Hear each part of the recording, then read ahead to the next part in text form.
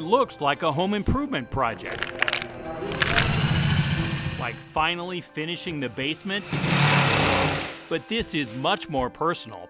Art Schramm has just started. I've been thinking about for a while. Now, you might not be able to see it yet, but he can.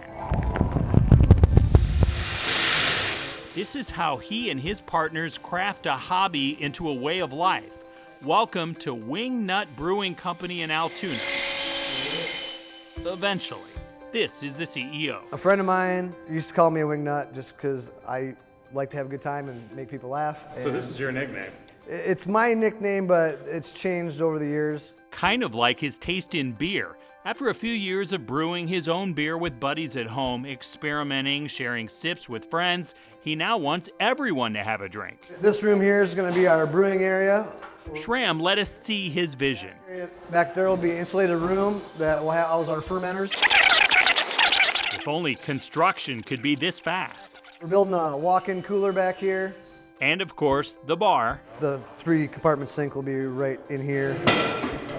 But here can look so far away. You spent 14 hours in here painting. Yeah. Just brings people together. There's always good conversation over beer, I think. It's fun. It's adult time to wind down. There's no winding down in Clive. 515 Brewing has been busy proving to Cinnamon Rost that college doesn't prepare you for everything. Oh, you know, he'll be IT, I'll be doing graphic design, it'll be fine, it'll be good. And then this happened and it just exploded. First, he is Ryan, and along with Dave, Brandon, and Bailey, they're computer guys, sales, National Guard members by day, craft brewers by night. These brewing gents may be giants on the walls here, but profits aren't, so their full-time jobs help them afford this part-time passion. This isn't a place where you go here to get hammered. Yeah, no. People that come in want to enjoy the different flavors and the different tastes, and that's what we go for. Customers here aren't the college crowd. These are beer drinkers who want to savor, not chug. 515 Brewing likes to think of this place as a coffee shop, but with beer. At this shop, it's not, do you want the dark roast or the mocha grande? Our goal, though it's hard to do, is to have a different flavor or a different thing every time you walk in through the door. You've got an agave lime wheat beer there. And when they say different, they mean it. Another one that was really interesting was this basil protocol. So yeah, we put basil cucumber in beer. They actually made a t-shirt so they could keep track of their combinations. 45 so far. Our Puppy Jake porter is a peanut butter porter. It's like the Baskin Robbins of beer flavors here. They say that's what makes them and their entire industry stand out, this commitment to unique taste. And yes, that means some experimenting. If a beer doesn't pass our test, be it something went wrong, we didn't do something right, or just something we couldn't predict, it goes down the drain. As difficult as that is to do, to dump 110, 220 gallons of beer down the drain, yeah.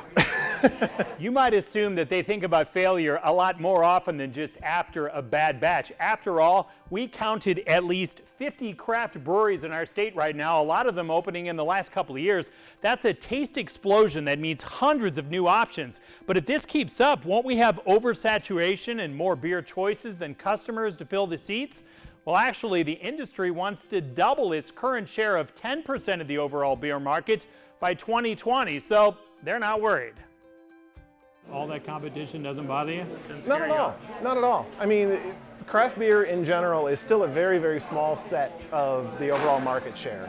And the way that we increase our market share as well as everybody else is we brew great beer. So if you want to try someone else's brew, they say drink up.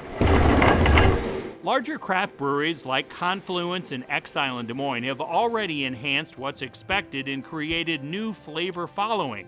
515 Brewing hopes to follow that lead, even though reality tells them they won't be quitting their day jobs anytime soon. It takes up a lot of our free time. But how's it worth it? I mean, that's so much effort and energy, free time.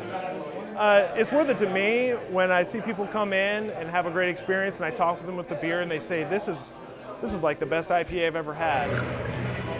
We're not doing this to get rich. We're doing it because we love craft beer and we want folks locally to enjoy craft beer. But what about when? When will all this work getting ready be finished so he can actually get to work selling beer? He says, check the sign out front that's been hanging throughout this construction. And we keep telling everybody when it says open, we're open. And he hopes they're open to pouring into this newest place for what's new in the beer business. Dave Price, Channel 13 News.